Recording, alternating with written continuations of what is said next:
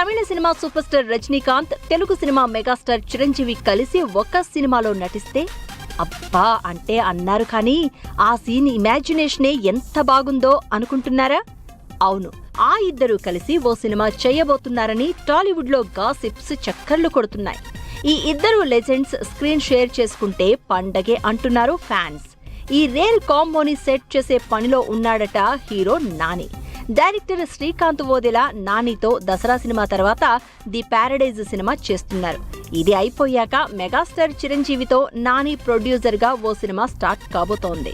Srikanth వోదెలా mark blood shed తో రాబోతున్న ఈ సినిమాలో సూపర్ స్టార్ రజనీకాంత్ కూడా నటించబోతున్నట్లు టాక్ నడుస్తోంది.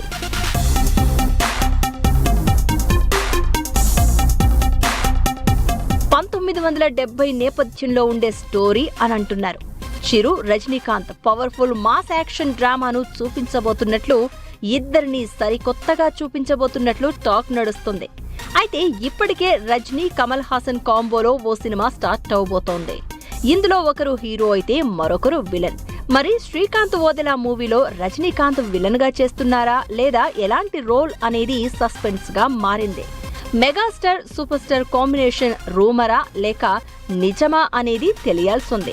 ఒకవేళ ఈ ప్రాజెక్ట్ కన్ఫర్మ్ అయితే మాత్రం మెగా ఫ్యాన్స్, రజనీకాంత్ ఫ్యాన్స్ కు పండగే అంటున్నారు.